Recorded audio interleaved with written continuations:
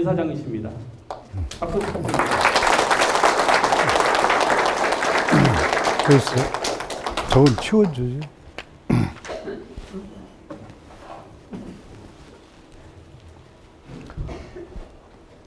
저는 서울에서 출발할 때 오늘 열 몇 분 여행사에서 오신 분들이 이 강의를 필요로 하다고 그래서 저는 그렇게 마음 편하게 왔더니 이렇게 갑자기 이렇게 여러분들 뵙고 보니까 걱정이 되네요.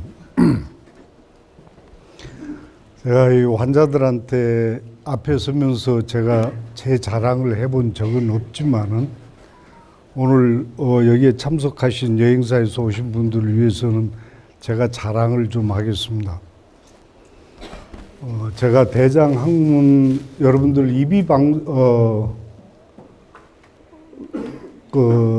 EBS 방송의 명의라는 프로그램이 있습니다. 혹시 들어보셨는가 보셨는가 모르겠지만 그 명의라는 프로그램에 명의로 선정이 되려고 하면은 EBS 방송국에서 명의 선정위원이 있고 대한민국에 있는 의사들 그 분야에 대해서는 누가 제일 유명한가 하는 것을 전부 조사를 해서 그분이 최우수하다 하는 사람을 2사람 뽑아가지고 강의를 시키는 걸로 저는 얘기를 들었습니다. 근데 어느 날 EBS PD가 저한테 전화를 해서 EBS 명의 강의에 좀 출연해 줬으면 좋겠다 그래서 제가 저는 평상시에 텔레비를 볼 시간이 없습니다. 그래서 EBS 방송이 뭔 줄도 모르고 명의 프로그램이 뭔 줄도 몰랐습니다. 예, 대단히 미안하지만 나 시간이 없습니다. 그러고 끊어버렸어요. 그랬더니 좀 있다 우리 병원 총무부장이 뛰어와가지고 선생님 지금 그 무슨 얘기입니까? 그래서 나 시간 없지 않냐 그랬더니 EBS 방송 명의 프로그램은 꼭 나가야 된다. 그래 할 수 없이 제가 우리 총무부장 강권에 의해가지고 한번 EBS 대장 학문학으로 명의에 제가 뽑혀가지고 출연을 했습니다. 그 다음에 또 제안이 들어왔어요. 근데 여태까지 아마 EBS 방송 역사상 명의 프로그램에 2번 나온 사람은 없다고 얘기를 들었어요. 그래서 여보시오 지금 한 번도 못 하는데 2번이나 내가 어떻게 나가냐. 다른 사람한테도 주어라 기회를. 그랬더니 아니다. 당신 이번에 꼭 한 번 더 나와 달라고 얘기를 명의선정위원회에서 주원을 했다 그래서 그게 할 수 없이 제가 2번을 나왔었습니다. 내중에 하는 얘기인데 제가 출연을 했을 때 명의 이 시청률이 가장 높았다는 거예요. 그래서 한 번은 더 나오게 해야 되겠다 해서 제가 2번 나오고 그 뒤로도 제2병원에서 또 명의로 선정이 되어가지고 우리 병원에서는 대장학문학 명의로 3명을 배출했습니다.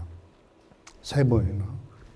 이제 아무것도 아닐 수도 있지만은 제가 오늘 하는 얘기는 우리나라에서 최첨단을 달리고 있는 면역 중에 저희들이 관심을 가지고 하는 분야라는 걸 이해해 주시고 저희들이 하는 것은 톱 아니면 안 한다는 생각으로 저희들이 하고 있으니까 오늘 면역이라는 것이 앞으로 어떻게 전개가 될 거고 또 우리가 지금 어떻게 하고 있다라는 것에 대해서 이해를 해 주셨으면 좋겠다는 뜻으로 제가 자랑을 한번 했습니다. 죄송합니다. 면역이라는 것에 대해서 오늘 40분간 제가 말씀드리겠는데 여러분들 면역이라고 그러면 그저 침이나 맞고 보약이나 막 먹고 이렇게 하는 것이 면역을 증강시키는 것이다라고 생각을 하실 것입니다. 그러나 면역이라는 것은 대단히 복잡한 학문이고 모든 질환은 면역력에 의해서 발생된다라고 생각을 하면 거의 틀림이 없을 것입니다. 그래서 면역이라는 것은 거의 7, 80년 전부터 태동을 하기 시작을 했습니다만은 최근 들어서 2010년도부터 급격히 면역에 대해서 관심이 전 세계적으로 증가를 하고 있고 어마어마한 숫자의 면역학자들이 지금 연구를 하고 있습니다. 저희들도 10여 년 전부터 면역을 연구하는 팀을 만들었고 지금 13명의 석박사들이 면역에 대해서 연구를 하고 있습니다. 다음. 우선 면역이라는 것은 여러 분야가 있습니다.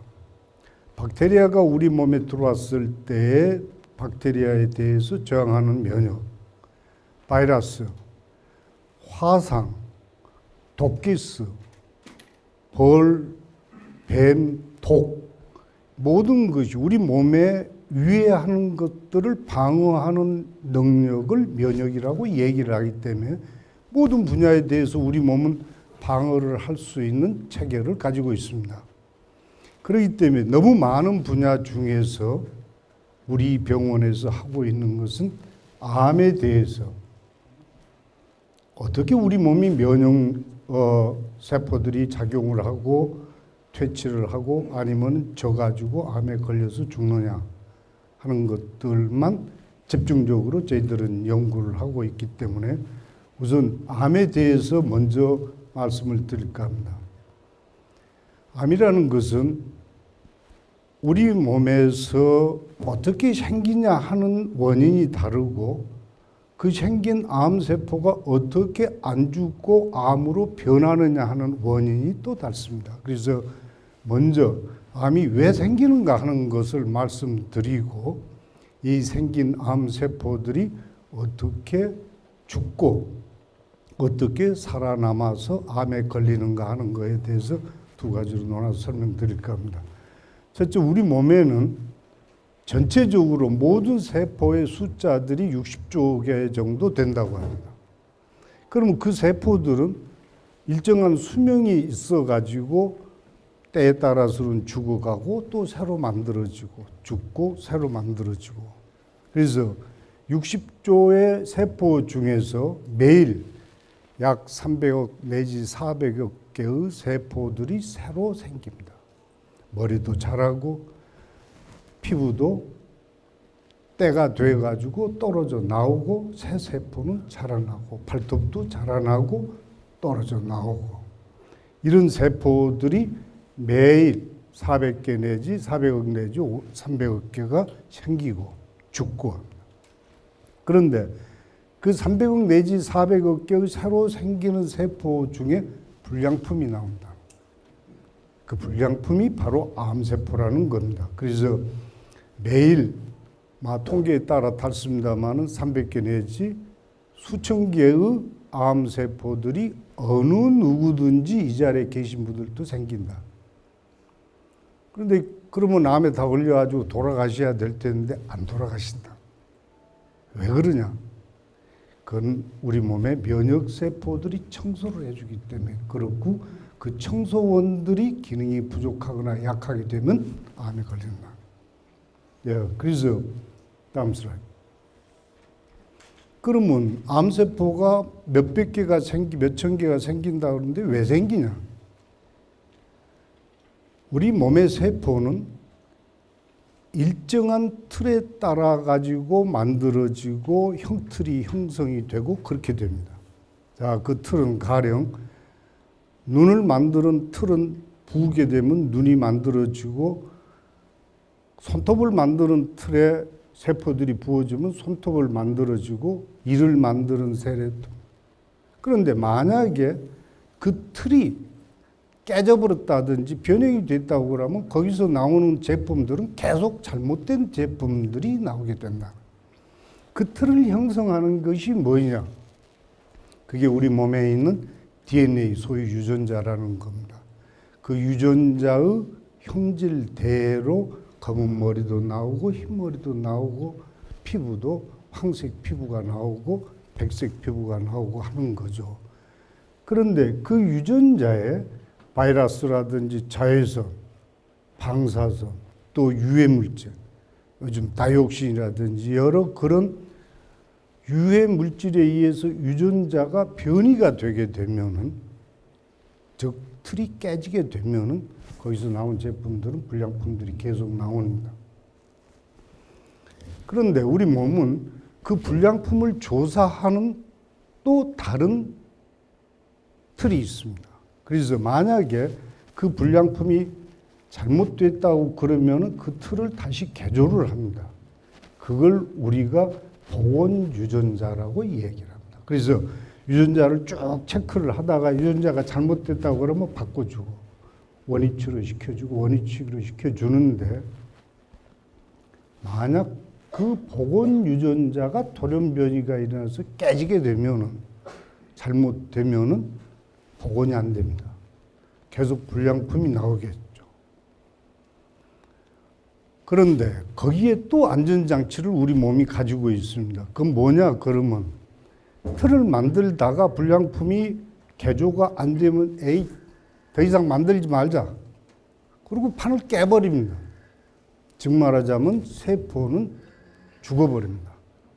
에이 나 죽어버리자. 그래서 우리 몸 세포에는 항상 자폭장치, 때가 되면 죽는 자폭장치, 그걸 우리가 데스 프로그램이라고 얘기합니다. 우리 유전자들은 그런 프로그램들을 항상 가지고 있어서 정상적인 세포도 노화가 되면 가령 30시간이 지났다든지, 또 피부세포 같은 건 30일이라든지, 적혈구는 120일이라든지 이런 시간이 지나게 되면 그 프로그램이 작동이 돼서 스스로 죽어버립니다.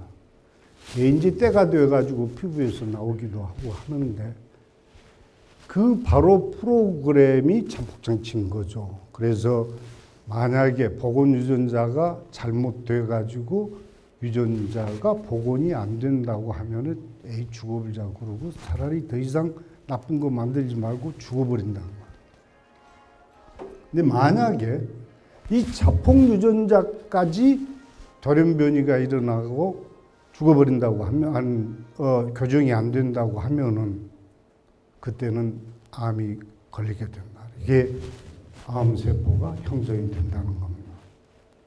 이게 우리가 암이 생기는 원인은 우리 사람의 틀을 만드는 유전자에 돌연 변이가 일어나고 그 돌연 변이를 복원시키는 유전자가 고장이 났을 때 그걸 자폭시키는 메커니즘, 자폭시키는 유전자까지 고장이 나게 됐을 때는 암세포가 나온다. 근데 여기에 관여하는 것들이 여러 자외선이라든지 여러분들이 얘기하는 소위 발암 물질 내지는 발암 환경이 된다는 거죠. 다음 슬라이드. 그렇게 해서 우리 몸에 암이 생기는데, 그런데 왜 우리 매일 형성이 되는 암세포들이 안 죽고, 아니 다 죽고 암에 안 걸리게 되냐는 것들이 여러분들 이제 의문이 나실 겁니다. 하루에 몇백 개씩 생긴다는데 왜 사냐? 네. 그럴 때는 원인은 매일 생기는 암세포는 면역세포에 의해서 매일매일 제거가 되기 때문에 그렇습니다. 그래서 우리 몸 각 조직에는 잘못된 암세포들을 죽이는 면역세포들이 존재하고 있고, 그 면역세포들이 암세포가 생겼다고 그러면 쫓아가서 잡아먹고 죽이고 한다. 근데 그 면역 기능이 떨어졌다든지 힘이 없다든지 아니면 그 면역 세포들이 달라드는 것을 암세포가 알고 도망치는 기술을 터득해버리면 암에 걸리게 되죠. 얘 지금 면역 기능이 떨어졌다든지 아니면 암세포가 너무 약삭발라가지고 면역세포가 죽이려고 달라들면 잽싸게 도망을 친다. 두 가지 기능을 터득하게 되면 우리 몸은 암이 시작이 됩니다. 다음. 예, 다음. 우리가 이 암세포를 죽이는 면역 기능 이외에도 우리 몸을 방어하는 큰 면역 기능은 크게 두 가지로 나눌 수 있습니다. 첫째는 선천 면역, 자연 면역이라고 타고난 면역이라고도 합니다. 그건 어머니 몸에서부터 주어진 면역력이죠.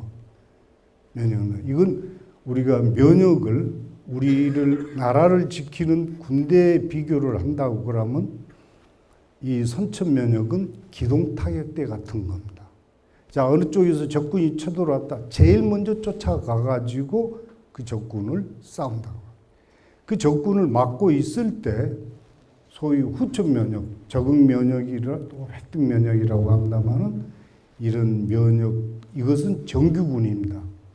이 정규군들이 뒤에서 그 적군들의 정보를 기동 타격대로부터 받고, 자, 저놈들은 무슨 총을 가졌다. 그러니까 야, 우리는 대포를 갖고 나가자라든지, 이 후천 면역 세포들은 적군에 대한 정보를 알았기 때문에 거기에 대항하는 적절한 무장을 하고 쫓아가서 정식으로 이제 붙는 죽이는 전투를 하게 되는 거죠.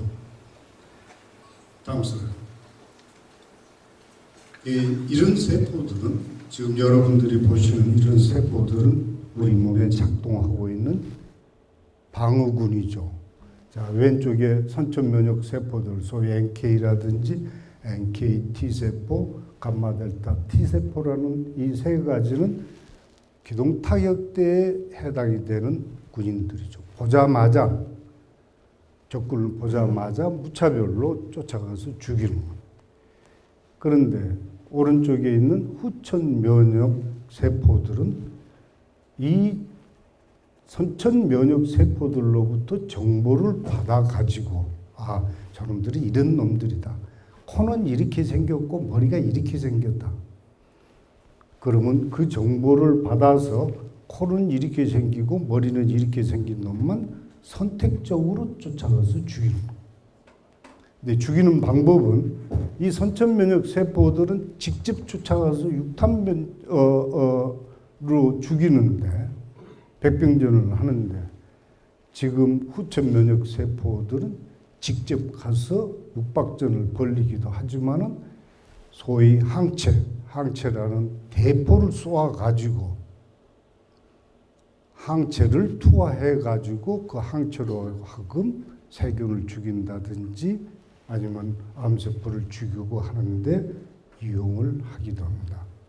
그래서 이런 면역세포들이 적절하게 작용을 하고 있으면 세균이 들어오더라도 우리 전방에 있는 선천 면역 세포들이 쫓아가서 죽일 거고, 박테리아가 들은 바이러스가 침입한다고 하면은 그 박테리아에 감염된 세포들을 우리 후천 면역 세포들이 쫓아가서 죽이고, 또 바이러스를 또 포를 가지고 있는 포병 부대의 비세포들이 항체를 쏘아가지고 바이러스를 죽이고, 그렇게 해서 우리 몸을 지켜냅니다. 암도 마찬가지입니다. 우리 몸의 암세포가 아까 말씀드린 대로 보건유전자나 자폭유전자가 깨져가지고 암세포가 생겼다고 그러면은 선천면역계들이 옆에서 봐가지고 이거 나하고 똑같은 세포가 아니다 말이지. 그러면 때려 죽이고. 그런데 만약에 그 능력이 부족하게 되면은 후천면역 세포들한테 지원을 청해서 후천면역 세포들이 달라들어 가지고 야, 요런 놈이 암세포니까 요놈 죽여라 하면 후천면역 세포들이 가서 그놈만 보고 쪽집게 같이 죽인다. 암세포라는 것은 특징이 있습니다. 가장 큰 특징은 뭐냐? 내 몸 세포라는 거죠. 그러니까 암세포를 찾아내는 것은 쉽지가 않습니다. 물론 면역세포들이 눈이나 달렸다든지 그렇다고 그러면 모르지만 면역세포들은 더듬이만 가지고 찾아내야 됩니다. 냄새를 맡고 찾아내야 됩니다.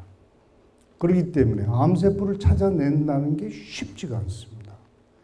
이제 그걸 전방위로 암세포를 찾아내는 세포, 이런 놈이 암세포다라고 가르쳐주는 세포, 그걸 가서 죽이는 세포, 이런 것들이 삼위일체가 돼 가지고 힘을 합쳤을 때에 바로 암은 박멸이 되게 돼 있습니다. 이 복잡한 과정 중에서 어느 한 과정이 무너졌다든지 스톱이 됐다든지 하면 면역 기능은, 소위 그 암을 죽이는 면역 기능은 파괴가 되는 거고 암은 도망치게 되는 겁니다.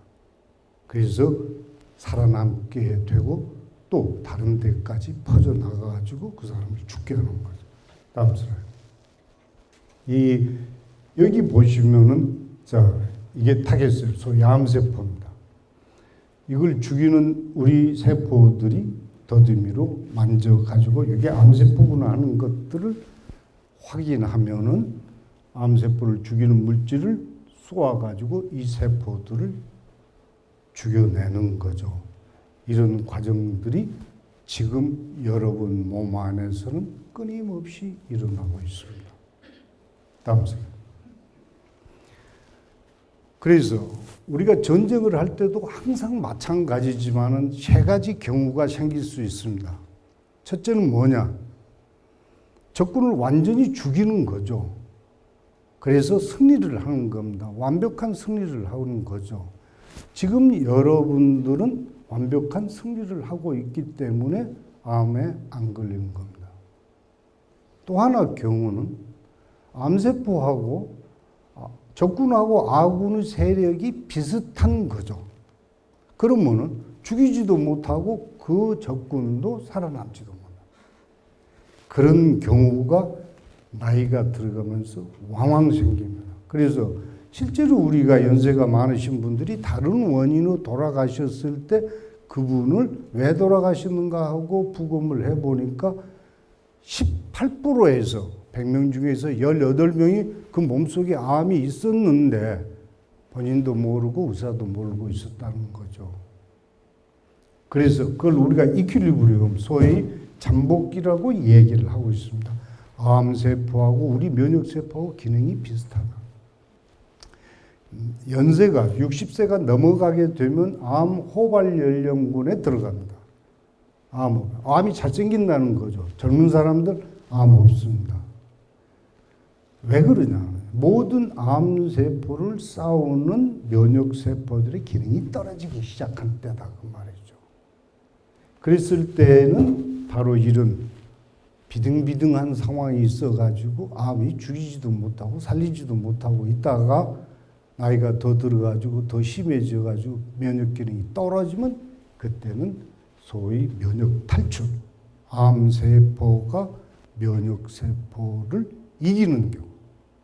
그래서 이때는 암이 형성이 돼가지고 결국은 내 몸을 해하게 되는 것이 시작이 되는 거죠. 그래서 우리는 이게 3E 정상이냐 아니면 암하고 비등비등하냐 아니면 암한테 져가지고 걸리냐. 근데 여러분들 이런 얘기도 들으셨을 거예요. 내가 20년 전에 유방암 수술을 했는데 20년 후에 폐암이 걸렸다. 이 폐암에 걸려서 수술해서 뜯어놓고 보니까 20년 전에 수술한 유방암 세포들이 거기서 자라나고 있었더라. 지금 그 사람은 20년 전에 이미 암세포가 폐로 들어가 있었던 살았던 거죠.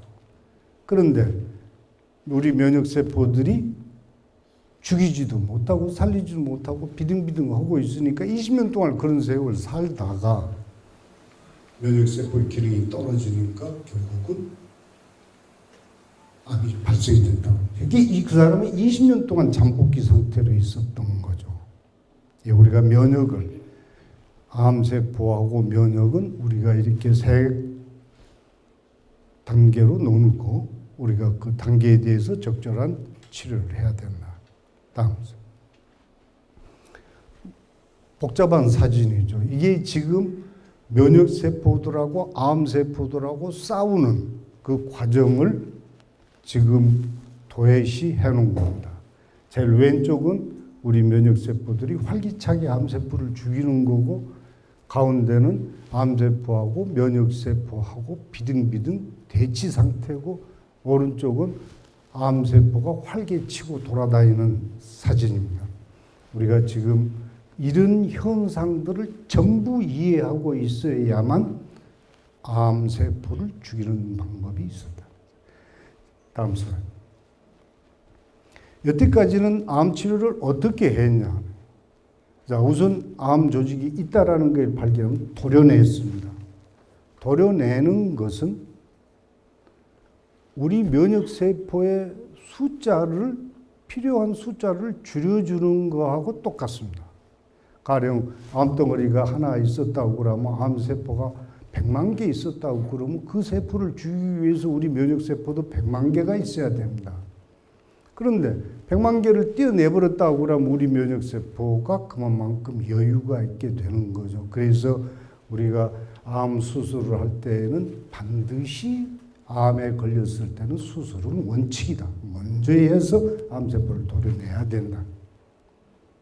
두 번째는 남아있는 암세포를 어떻게 해야 될 것이냐. 야, 암세포를 죽일 수 있는 아니면 자라나지 못하게 하는 항암제, 독성 약을 쓰자. 그런데 암세포는 자기 몸하고 똑같은 세포로 만들어졌기 때문에 그 약을 썼을 때는 자기 몸 정상세포도 해를 입습니다. 그러니까 지금 암을 치료로 하는 의사들은 그 약을 써가지고 암에서부터 낫는 사람도 많지만 그 약 때문에 부작용으로 죽는 사람도 똑같다는 거예요. 그래, 이놈의 약을 쓸 거냐 말 거냐 하고 고민들을 하고 있다. 현실입니다. 그 중에서 화학요법, 소위 항암제를 썼을 때 제일 먼저 치명타를 입은 것이 우리 면역세포입니다. 면역세포가 있어야지 암세포를 죽일 텐데 그 약을 썼을 때는 제일 먼저 면역세포부터 나가 떨어져 버리니까 면역 상태가 거의 제로가 되어버립니다. 그래서 항암제를 쓰고 있는 사람들 앞에 갈 때는 반드시 마스크 씌우는 거죠. 왜? 혹시 균이라도 전염시키면 면역 기능이 떨어져 있기 때문에. 암세포도 죽이지만은 결국 면역세포도 죽여버려서 부작용이 커진다는 거죠. 그래서 그렇다 그러면 면역세포만 어떻게 살리고 암세포는 죽일 수 있는 약들이 안 나올까 하는 것이 소위 면역치료제입니다. 요즘 나오기 시작한 거고, 그것은 면역세포 기능을 살려가지고 암세포만 쪽집게 같이 쫓아가서 죽이는 그런 약들이 나오고 있습니다. 그게 이제 면역치료제, 우리가 얘기하는 소위 표적치료제라고 얘기를 합니다. 그러면 우선 우리 면역세포들이 기능이 정상인가 아닌가를 검사를 먼저 해야 되겠죠. 그래서 만약 면역 기능이 정상이다고 그러면 그 사람은 치료를 할 필요도 없을 것입니다. 그냥 그대로 잘 사시면 되죠. 그러나 면역 기능이 좀 떨어져 가지고 암세포하고 비등비등한 상태에 있다고 하면은 그 사람은 면역세포의 기능을 올리는 방법을 써줘야 될 거예요. 마지막으로 만약 암세포가 면역세포를 이기고 있다고 하면은 그때는 면역 기능을 살려줘 가지고는 해결이 안 됩니다. 이미 면역 기능은 질이 멸렬한 상태가 됐기 때문에 물론 면역 기능도 올려줘야 되겠지만 암세포들을 쪽집게 같이 쫓아가서 죽일 수 있는 방법들을 찾아야 될 거죠. 그 표적 치료제들을 써줘야지 그 단계에서는 암으로부터 이길 수가 있죠. 그래서 우리가 제일 먼저 당신 지금 면역 기능이 암 상태하고 어떤 상태냐 하는 것들은 검사에 의해서 할 수밖에 없습니다. 피 검사를 한다든지 그 사람의 암 조직을 떼낸다든지 그래서 우리가 그 검사를 통해 가지고 우리가 이런 검사를 하면 유전체, 소위 그 사람이 암이 많이 생기냐 안 생기냐, 유전자의 돌연변이가 있냐 없냐 하는 것들을 검사를 해야 되겠죠. 그 다음에 그 사람의 일반 면역 상태, 기본적인 면역 상태는 어떠냐. 이런 여러 가지 암세포가 면역세포를 도망치는 방법이 어떤 루트냐 하는 여러 가지 방법들을 우리가 체크를 해가지고 그 사람의 면역 기능이 어떻게 된가를 정확하게 파악을 해야 된다.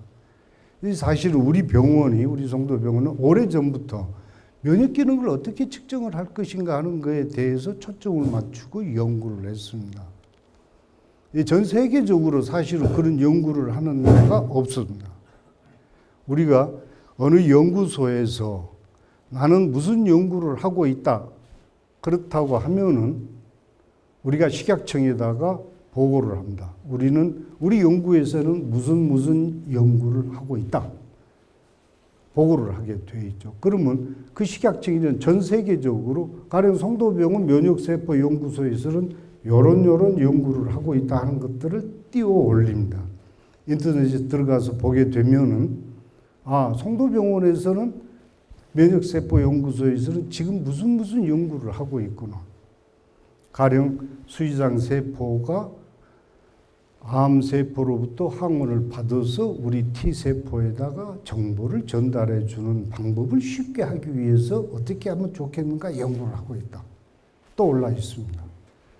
또 우리 몸에서 면역 상태가 어떤 상태인가, 그것을 알 수 있는 방법을 연구하고 있다. 우리가 식약청에 보고를 하면 식약청에서 띄우게 되면 성도병원에서는 그걸 연구하고 있구나.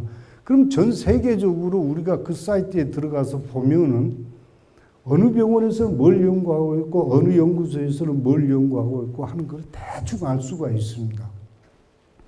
우리가 사이트에 들어가서 보니까 우리가 일반적인 면역 상태를 말초 혈액을 통해서 정상인가 아닌가 면역 연구 스타디에 판별을 하는 연구를 하는 데는 한 군데도 없었어요. 물론 복잡하기도 했지만은 특수성도 있습니다. 건강한 사람, 암 환자들 수백 명, 수천 명 피를 뽑아가지고 검사를 하는데 검사 비용이라든지 시간이라든지 어마어마한 노력이 필요한 거죠. 저희들은 벌써 10여 년 전부터 우리 병원 직원들은 피를 수십 번 뽑은 사람들도 있습니다. 또 보면 야, 너 건강한 사람이니까 피 좀 뽑아라. 와가지고 피 뽑아가지고 그거 가지고 테스트하고. 우리 병원에서 그동안에 약 5천 명 가까이가 암으로 수술을 받고 갔습니다. 또 우리 암 클리닉에 수천 명이 왔다 갔습니다. 그 사람들한테 동의를 받고 우리 이런 연구를 하는데 당신 피 좀 제공하시오. 그래서 우리가 정말 약 1000여 건의 데이터를 가지고 암 환자들하고 정상인하고 피검사를 통해서 구분을 해봤더니 정상일 때는 피검사가 이렇게 나오고 암일 때는 이렇게 나오더라 하는 것들을 한 20여 가지 발견했습니다. 그래서 그걸 특수하게 수식을 만들어서 분석하는 데이터를 처리하는 방법을 만들어가지고 저희들은 우리 병원에 왔을 때는 피를 뽑았을 때 당신 면역 기능 중에서 어느 것이 문제가 있다 하는 것을 찾을 수 있도록 해놨습니다. 다음 슬라이드. 이것은 지금 우리 2,800여 가지 돌연변이, 암을 만드는 돌연변이가 발견된 우리 체세포의 이 돌연변이 가지수입니다. 우리 암을 만드는 건 여태까지 더 발견될 수도 있겠지만 약 2,800개의 유전자에서 돌연변이가 일어났을 때 암이 형성될 수 있다. 그래서 저희 병원에서 지금 유전자 검사하는 것은 2,800가지의 모든 암에 대한 유전자의 돌연변이를 검사를 할 수 있습니다. 다음 슬라이드. 이런 검사 수치로 이런 그래프로 해서 그 결과가 나오면 분석을 해서 당신은 암에 걸릴 가능성이 무슨 유전자에 문제가 있기 때문에 암에 걸릴 가능성이 대단히 많다 하는 걸 예측을 하고 그랬을 때에는 면역 기능이 어떻게 되냐? 당신 면역 기능이 선천 면역 기능이나 후천 면역 기능들이 정상이냐? 떨어졌다고 그러면 올리키는 방법을 찾자. 우리 면역 클리닉에서는 그렇게 하고 있습니다. 다음 슬라이드. 그래서 우리가 피를 뽑아가지고 면역 세포들을 검사를 하죠. 다음 슬라이드.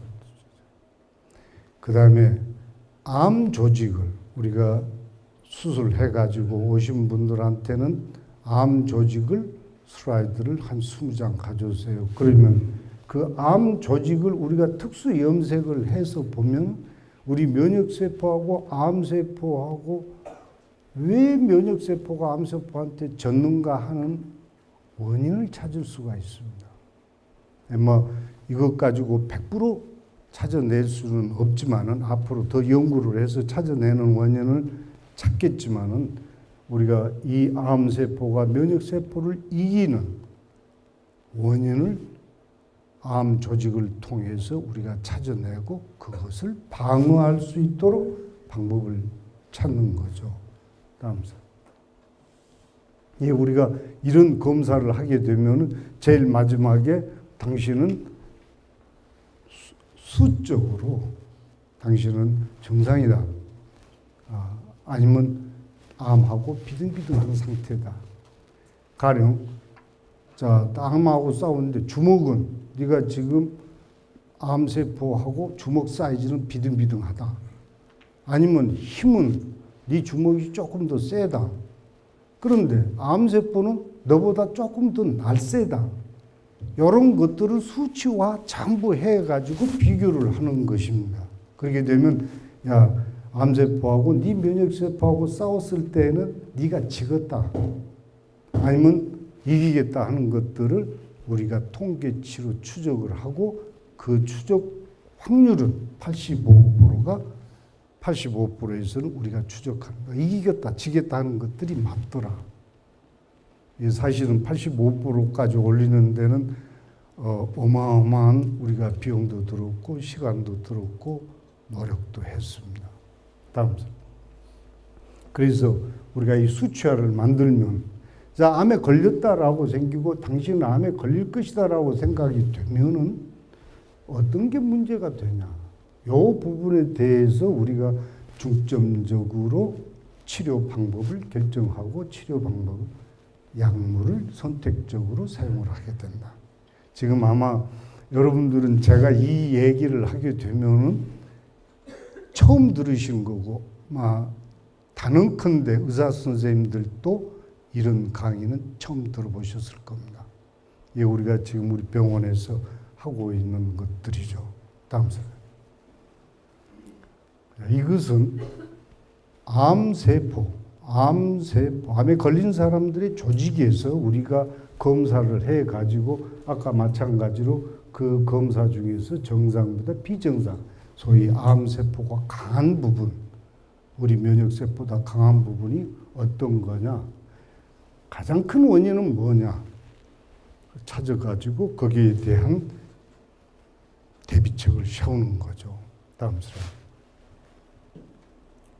우리가 지금 이런 경우이기 때문에 약은 어떤 거를 써라 하고 의사 선생님들한테 통보를 주고 있습니다. 예, 지금까지 제가 말씀드리는 것은 이제 암이 어떻게 생기고 검사를 어떻게 하고 어떻게 치료를 하는 그런 원칙을 말씀드리는 거고, 이제 현실적으로는 다음 슬라이드. 우리가 면역 치료라고 하면은 크게 네 가지로 얘기를 하고 있습니다.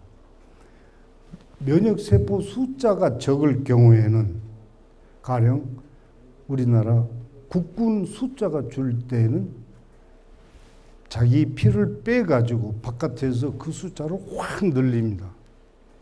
그래가지고 우리 피 속에다가 다시 집어넣어주는 소위 면역 세포 주사라는 거예요. 우리나라는 지금 녹십자에서 우리 피를 빼가지고 보내주면은 그쪽에서 피를 면역세포 숫자를 확 수백 배를 늘려가지고 보내주게 되면 우리가 그 주사를 하죠. 그래 아까 면역 검사를 해서 숫자가 부족하다 그러면은 저걸 주게 되고, 이 세포 백신이라는 것은 우리 면역 세포들이 어떤 놈이 암인지 어떤 놈이 암이 아닌지 구별을 못하고 있다. 그럴 수도 있다 그 말이죠. 근데 수지상 세포라는 세포가 그 역할을 해줘야 되는데 그 수지상 세포가 병이 들었다. 그래서 그 역할을 못한다 할 때는 그 수지상 세포를 빼가지고 야, 너 이렇게 생긴 놈이 암세포다. 그러니까 너 가서 가르쳐줘라 하고 그 방법을 수지상 세포를 기억하게 해서 우리가 피하 주사를 한다든지 임파선에다 주사를 해가지고 우리 면역세포들한테 정보를 주도록 합니다. 이게 우리가 그걸 세포 백신이라고 얘기를 합니다. 그 다음에 이제 단클론 항체 주사라는 것은 마치 아까 얘기했지만은 이 후천 면역세포들이 대포를 갖고 포탄을 쏜다는 거하고 똑같은 겁니다. 이 면역세포들이 암세포하고 백병전을 딱 붙으면은 암세포가 가만히 있다가 야, 너 죽어보라 하는 아까 얘기하는 데스 시그널을 주게 됩니다. 너 죽어 하는 지령을 주게 되면 우리 세포들이 죽어버립니다. 면역세포들이 죽어버립니다. 자폭시키는 지령을 암세포들이 아는 거죠. 그래서 그 지령을 살짝 전달해 주게 되면 우리 세포들은 아, 나 자폭할 때 된 거라고 죽어본다. 그때 지령을 못 주도록 고무마개로 딱 씌워본다 그 말이죠. 그 씌우는 것이 항체인데 그 항체를 우리가 몸속에다 주사를 하면 그 항체들이 암세포에 달라붙어 가지고 그 마개들을 전부 씌우고 다녀봅니다. 그러면은 우리 면역세포들은 그 지령이 안 들어오니까 쫓아가서 암세포를 죽이는 거죠. 여러분 얘기 들어보셨겠지만 카터 대통령이 2달밖에 못 살다는 악성 흑색종에 걸렸습니다. 신문에도 나와 있죠. 그런데 그때 마침 키투르다라는 다른 단클론 항체 주사가 만들어졌습니다. 옛날에 처칠 대통령이 폐렴에 걸렸을 때 페니실린이라는 항생제를 만들어서 처칠 수상을 살렸죠. 카터 대통령이 그렇게 해서 죽으려고 2달밖에 못 삼았다는데 그때 마침 키투르다라는 약, 아까 말씀드린 단클론 항체가 만들어졌죠. 그래서 주사를 했는데 6번 주사 맞고 뇌 속까지 번진 암 덩어리가 깨끗하게 없어요. 지금까지 살고 계시지 않습니다. 그게 바로 단클론 항체 주사, 소위 말해서 면역 치료제라는, 표적 치료제라는 거죠. 이런 단클론 항체 주사가 지금 많이 수백 가지가 전 세계적으로 연구를 하고 있습니다. 물론 그 사람들은 돈 벌려고 하고 있죠. 지금 단클론 항체 주사 한 대에 얼마냐? 제일 처음에 나왔을 때는 1,000만 원이었어요. 이 6대 맞으려고 그러면 6천만 원을 써야 됐습니다. 지금은 싸져가지고 290만 원대까지 떨어진 것도 있지만 아직도 단클론 항체 중에는 1,000만 원, 2천만 원 가는 주사들도 있습니다. 예, 앞으로 이런 주사들이 계속 나오면은 암세포가 면역세포에 도망치는 루트를 알아가지고 캡을 딱딱 씌우고 다니면 암치료는 주사 몇 대 가지고 끝날 수 있다. 현실입니다. 다음 절. 예, 면역세포를 우리가 키워서 주사하는 방법이고, 다음. 이것은 아까 수지상 세포, 소위 백신이라는 거죠. 이 수지상 세포, 그게 꼬리들이 나무가지 같이 됐다고 해서 수지상 세포. 이게 우리가 암세포의 정보를 주어가지고 이 세포를 피하에다 주사하면 이 세포가 임파선으로 가가지고 거기를 흘러가는 T세포, 소위 국군들한테 야 이렇게 생긴 놈이 암이니까 죽여 정보를 주는 거예요. 이걸 백신이라고 해요. 사실은 우리 병원에서도 지금 이 세포 치료법을 연구를 하고 지금 2명에 대해서는 아주 좋은 결과를 얻어서 지금 동물 실험에 들어가고 있습니다. 다음. 단일 크론 항체라는 게 바로 이런 건데 이게 지금 이게 지금 암세포입니다. 우리 T세포가 반드시 죽이려고 할 때는 머리를 더듬어 가지고 이놈이 암인가 아닌가를 우리 정상세포인가 암세포인가를 우리 면역세포가 찾고 이게 암세포다 할 때는 우리가 면역세포들이 독성 물질을 쏘아가지고 암세포를 죽이는데 이때 이 연결하는 단자로 암세포가 야 너 죽어버려 그래가지고 지령을 주게 되면 암세포가 죽어버리는데 우리가 키트루다는 주사는 이 지령을 못 주도록 여기에다가 캡을 씌워버리는 거죠. 그러면은 우리 암세포가 너 암세포구나 그러고 바로 그 자리에서 죽이는 치료법이죠.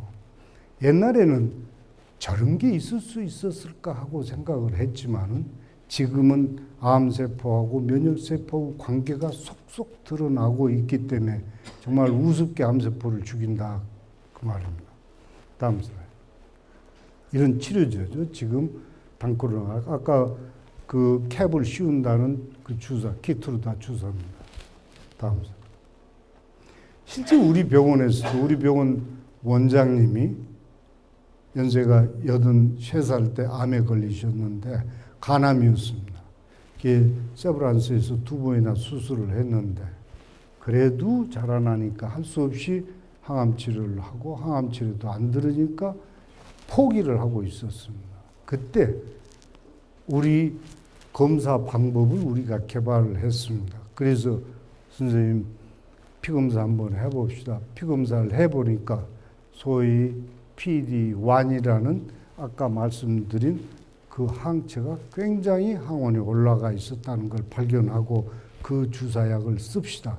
소위 카트 대통령이 쓰던 그 주사약을 씁시다 해가지고 그 주사를 6대 맞아버리니까 암이 깨끗하게 없었습니다. 암은 완전히 완치가 되셨는데 5년 만에 그분이 돌아가셨는데 돌아가실 때는 폐렴으로 돌아가셨어요. 폐렴으로. 근데 그분이 저희 이제 면역치료제의 부작용은 뭐가 있냐 그러면 소위 자가 면역 질환들이 생길 수가 있습니다. 근데 그분이 옛날에 교양성 대장염이라는 병을 앓고 있는데 그게 자가 면역 질환입니다. 즉 면역력이 잘못돼 가지고 생긴 병이죠. 이제 그것 때문에 결국은 폐렴이 돼 가지고 폐렴 돌아가셨는 다음 슬라이드. 자, 지금까지는 우리가 의사들이 면역치료를 어떻게, 벌써 암에 걸려가지고 암세포가 면역세포로부터 도망치는 방법을 터득해서 걸렸을 때 치료를 하는 방법들을 여러분들한테 설명드렸습니다. 지금은, 자, 암세포하고 우리 면역세포하고 비등비등한 상태에서는 어떻게 할 것인가? 여러분들도 이 중에 있을랑가도 모르죠. 이럴 때는 어떻게 할 것인가 하는 걸 말씀드리고 제 강의를 마칠까 합니다. 이럴 때는 여러분들이 면역세포의 기능을 올리려고 할 때는 물론 약물도 있기는 있습니다만 가장 중요한 건 여러분들의 몸과 마음을 튼튼하게 합니다. 우리가 검사를 해봤을 때 여러분들이 스트레스에 빠져있고 기운도 없이 밥도 잘 못 먹고 그러고 걸어다닐 면역세포의 기능은 많이 떨어져 있더라는 거죠. 그러니까 여러분들의 면역 기능은 여러분들의 정신 상태하고 육체적인 상태하고는 밀접한 관계가 있더라. 그걸 우리들이 발견했습니다. 그래서 면역 기능이 암세포하고 이퀄리브리엄, 평형 상태에 있을 때는 여러분의 몸을, 심신을 튼튼하게 해야 된다. 사실은 우리 지금 힐링 카운티는 그걸 목적으로 해서 우리가 연세 많으신 분들은 어떻게 면역 기능을 올려줄 것인가라는 걸 생각해서 사실은 이 집들을 타운을 만들어 놓은 거죠. 옆에 혼론센터부터 이제 차근차근 이걸 보강을 할 것이고 여기에 대해서 전문가들을 서울에서 내려보내가지고 여러분들의 심신을 튼튼하게 하는 방법들을 할 겁니다. 이제 가장 중요한 게 멘탈, 정신 상태를 튼튼하게. 여러분 스트레스, 걱정, 고민으로부터 탈출하라. 명상을 통해서. 명상 전문가들은 여러분들이 고민을 어떻게 해결할 것인가 하는 것에 대해서 마인드 컨트롤, 소위 자신의 의지를 제어를 해줄 수 있는 방법들을 가르쳐 드릴 거고, 운동이라는 것은 굉장히 중요한 것이다. 그런데 운동을 잘못 알고 계시는 것은 무조건 열심히 많이만 하면은 몸이 튼튼해진 줄 알고 있지만 면역 기능은 천만의 말씀입니다. 또 할래 하루 종일 걷고 돌아다니는 사람 면역 기능이 올라갈 줄 알았는데 나는 운동을 하루 종일 한다는 아니더라. 이런 여러분들이 알고 있는 것들은 사실은 다른 것들이 많다는 것. 다음, 우리가 스트레스를 많이 받게 되면은 우리가 교감신경이 흥분하게 되고, 교감신경이 흥분하게 되면 스트레스 호르몬이 나오게 되는데, 스트레스 호르몬은 가장 강력한 면역 억제제입니다. 우리가 스테로이드라는 거 여러분 들어보셨겠죠? 그건 우리 부신피질 호르몬제인데 스테로이드를 쓰게 되면은 면역 기능은 다운이 되는 겁니다. 그래 면역 기능이 올라가지고 너무 올라갔을 때 나타나는 현상들은 알러지라든지 소위 천식, 아토피 이런 것들은 면역 기능이 억제가 안 돼 가지고 올라가 버린 상태인데 그때 뭘 쓰냐? 스테로이드, 소위 면역 기능 억제제를 팍 써가지고 떨어뜨리는 거죠. 이게 여러분들이 평상시에 스테로이드 호르몬이 몸 안에서 늘어나고 있다고 그러면 스트레스를 많이 받고 있다라고 거꾸로 간접적으로 평가를 하죠. 그래서 코르티솔이라는 여러분들 피 속에서 그 성분을 측정하게 되면은 스트레스를 많이 받고 있구나 아니면 정상이구나 알 수가 있습니다. 다음, 사실은 아침부터 저녁까지 정기적으로 피를 빼가지고 검사를 해보면은 우리 면역 세포들은 낮에는 툭 떨어지고 저녁에 잠잘 때는 올라가더라. 그걸 우리가 지금 발견해. 이 림프구라는 것은 면역 세포들이죠. 낮에는 스트레스 받고 사니까 떨어지고 저녁에 편안히 잠자고 평온한 상태를 가지고 있을 때는 면역 세포들이 꿍뚱꿍뚱 자라나가지고 피 속을 왕성하게 돌아다니더라. 자, 면역 기능을 올리려고 그러면 여러분들 마음을 편안하게 갖고 항상 즐겁게 가져라. 그러면 면역 기능들은 올라가더라. 예, 우리가 전쟁이 일어났을 때 이런 게 있습니다. 우리 군인들이 전쟁이 일어났을 때 사방대에서 다쳐가지고 악을 쓰고 막 아프다고 애썼고 그러죠. 그런데 어떤 사람부터 치료를 해줘야 될 것이냐. 군의관들이 쫓아다니면서 자 누구를 빨리 후송을 시킬 것이냐 순번을 정해줘야 됩니다. 카드를 5개 가지고 와서 빨간 카드, 노란 카드, 초록, 파란 요놈은 파란 카드 주고 저놈은 저놈. 제일 내중에 옮겨도 된다 하는 놈은 어떤 놈이냐. 소락대기 크게 지른 놈. 소락대기 크게 지르면 아이고 아프다고 소락대기 그건 조금밖에 안 다쳤으니까 소락대기 크게 지르지. 진짜 많이 다치도 아무 소리도 못한다고.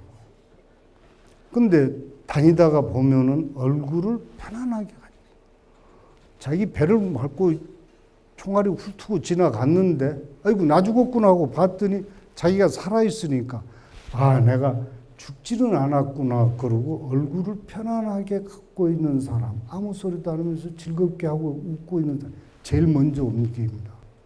왜? 그 사람은 조금만 늦어지면 죽을 사람이야. 근데 다리나 어디 발등이나 한번 지나갔다고 그러면 소락대기 꽥꽥 지르고 아이고 나 죽는다고 그러고 막 쓴다고. 발등 총 맞은다고 해서 그 사람은 안 죽는다는 말. 그 사람은 제일 내중에 하죠. 왜 그러냐? 자기가 총알이 그렇게 크게 훑고 지나갔는데도 자기가 살아있다고 그러면 순간적으로 나는 죽었는데 살았구나 하는 안도감. 얼굴이 편안해진다는 거죠. 그래서 우리가 항상 마음을 가볍게 갖고 편안한 얼굴을 가져라. 그때 우리가 이 면역 기능을 올리는 여러 가지 호르몬들이 나온다. 다음, 운동이라는 것은 어떠냐? 운동이라는 것은 가장 이상적인 운동 강도를 가졌을 때의 면역 기능은 최고에 올라간다는 거죠. 아예 살살 걸어 다니는 운동이라든지 아니면은 되게 아주 죽을 때까지 힘을 꾹꾹 주면서 하는 운동들은 도움이 안 된다는 거죠. 오히려 면역력에 도움이 안 된다. 이게 여러분들이 지금 어떤 운동 강도로 얼마만큼 해야지 내 면역력이 가장 좋아질 것인가 하는 것은 운동 처방 전문가들이 해줄 것이다. 여러분들 마음대로만 하시지 마라. 또 어떤 운동을 하냐? 유산소 운동이 좋다고 그러죠. 하루 종일 걸어만 다녀도 면역 기능이 올라요. 그건 아니다. 적절한 근력 운동을 해야 된다는 거죠. 예, 그런 것들은 전문가들이 해줘야 된다는 겁니다. 그 사람의 체중에 따라 다르고 근력 상태에 따라 다르고 나이에 따라 다르고. 다음 체온은 아주 중요합니다.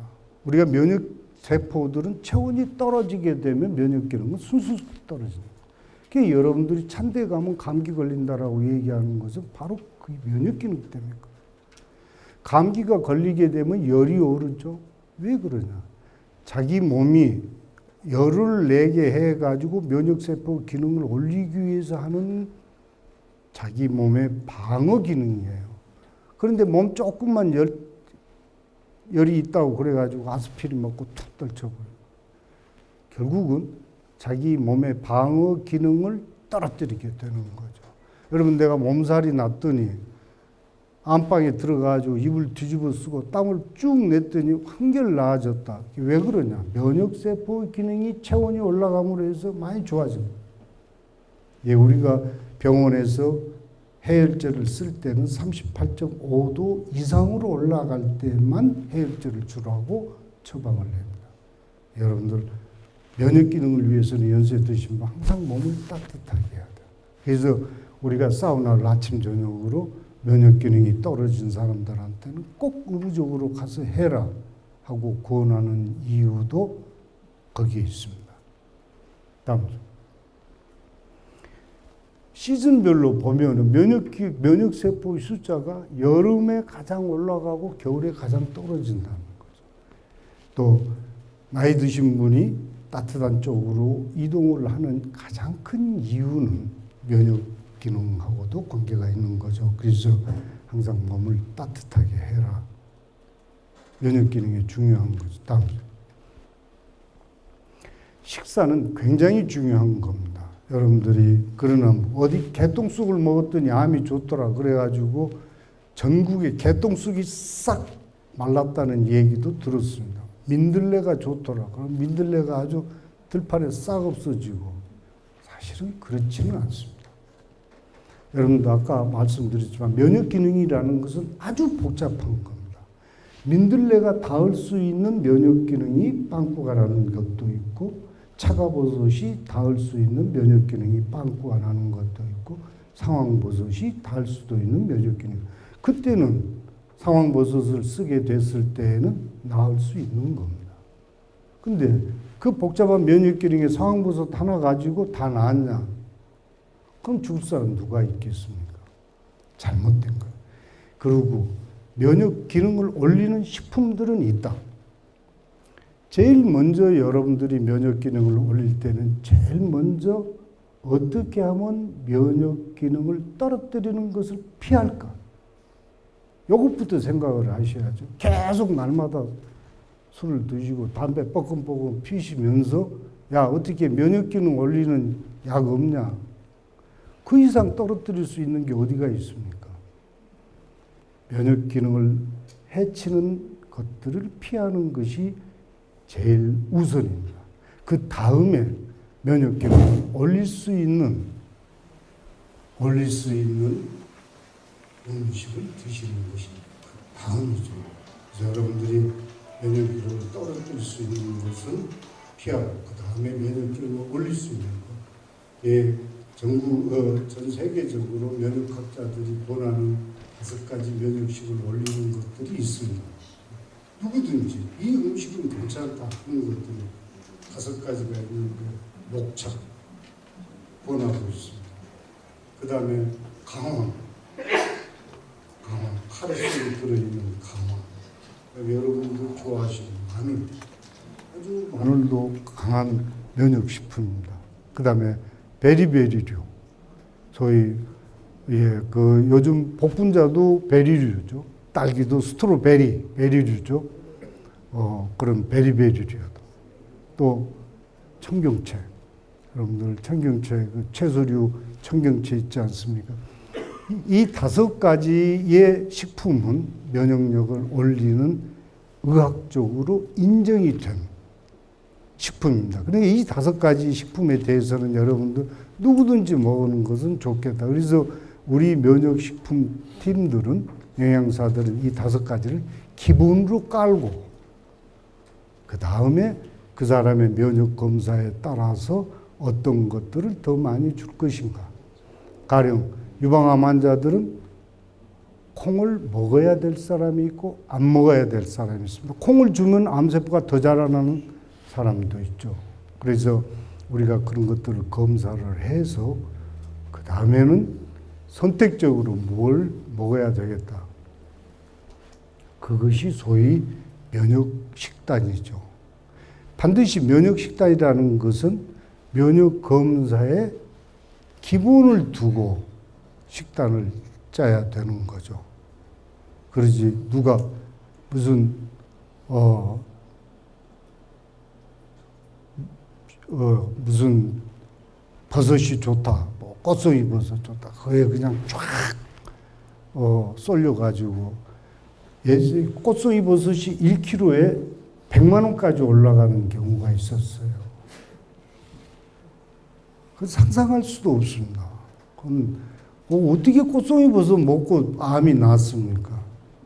그건 꽃송이 버섯 속에 16 베타그루칸이 있고 그 베타그루칸이 항암 작용에 적용이 된다는 것이 있습니다만 그것은 그 부분이 선택적으로 약한 사람일 경우에 해당이 되는 거죠. 개나주나 그 꽃송이 버섯이 암에 다 좋은 것은 아니죠. 다음 슬라이드. 이제 이 외에도 아까도 말씀드렸지만은 오메가3라든지 인삼도 여러분들이 인삼이 옛날부터 장수식품으로 됐지만은 인삼이 하는 것은 NK세포라 사이토톡식 T셀의 숫자라든지 능력에 도움이 되는 건 있지만은 만약에 NK셀이나 사이토톡식 T셀이 정상 위치에 있다고 그러면 인삼 먹어봤자 아무 소용입니다. 오히려 오래 많이 먹게 되면은 간에 부작용을 나타내는 것도 보고가 많이 되게 되죠. 그러니까 여러분들이 지금 이런 것들을 우리가 BRM, 생물학적인 반응 물질이라고 얘기를 합니다. 그러니까 이런 것들을 쓸 때는 반드시 면역검사에 준해 가지고 면역검사의 기능에 따라서 저런 소위 BRM, 저런 물질들을 써주는 것이 현명하지. 뭐가 좋다 그래가지고 쓸데없이 비싸고 정말로 아무짝에 쓸모가 없는 것들을 가지고 비싼 돈, 무슨 백사를 먹으면 모든 암이 치료해야 된다고 그래가지고 사실은 백사 같은 거 만들려고 그러면 문제없이 만든다. 요즘은 유전자죠. 아까 참에 유전자, 오늘은 내가 말씀드린 것 중에서 유전자 치료에 대해서는 생략했습니다. 근데 유전자 가위라는 거 얘기도 들어보셨고 유전자 치료라는 조작하는 거라도 여러분 들어보셨을 거예요. 그건 윤리 문제가 있습니다. 그렇기 때문에 상당히 강력한, 가령 황소 머리에다가 사람 머리를 씌울 수도 있다 그 말이죠. 유전자 조작을 통해 가지고 만들 수도 있는 겁니다. 아주 사람도 아주 병신같이 만들어낼 수도 있고 유전자 조작을 마음대로 한다. 실제로 유전자 조작을 많이 해서 콩이라든지 이런 미국에서 들어오는 식품들은 그래서 전 세계적으로 유전자 조작은 식물에 한해서만 하도록 협정을 맺고 있지 않습니까? 사람이라든지 동물에 대해서 유전자 조작을 잘못했다가는 정말로 큰 재앙이 올 수가 있죠. 그래서 우리가 유전자 치료에 대해서는 상당히 저희들이 아주 강한 제약을 가지고 있기 때문에 쉽게 발전이 되리라고는 생각지 않고 또 그걸 쉽게 허용해 줬다가는 못된 마음을 가지고 있는 유전자 치료 학자들이라고 그러면 뭘 만들어 내볼지도 모르죠. 유전자 치료에 대해서는 제가 말씀을 생략했습니다만은 지금까지 제가 말씀드린 것이 여러분들이 면역에 대해서 크게 어떻게 도움이 됐을란가 모르겠습니다. 앞으로 이 면역학은 어마어마한 속도로 지금 발전하고 있고 그렇기 때문에 저는 면역혁명이 일어날 것이라고 적어도 암에 대해서는 면역혁명이 곧 일어날 것이다. 늘어나고 있다. 예. 암 걸리신 분들도 희망을 갖고 또 암 몇 대에 주사 몇 대에 암이 치료가 될 수 있는 세상이 곧 올 거다.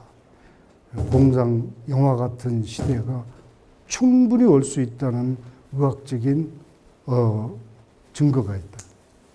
또 평상시에 여러분들이 암에 안 걸리기 위해서는 여러분들의 심신을 튼튼하게 해라. 몸과 마음을 튼튼하게 하는 것이 가장 중요한 것이고 우리 힐링 카운티는 여러분들의 몸과 마음을 튼튼하게 하는 교육을 시키는 장으로 제가 만들 겁니다. 가령 나는 어떻게 마인드 컨트롤을 할 것인가, 어떻게 운동을 할 것인가, 어떻게 식사를 할 것인가 이런 것에 대해서 티칭 프로그램, 교육시키는 프로그램을 해서 여러분들의 심신을 튼튼하게 해서 면역력을 높이는데 기여를 할 수 있을 걸로 기대를 하고 또 제가 그렇게 만들겠습니다. 오늘 늦게까지 경청해 주셔서 대단히 감사합니다.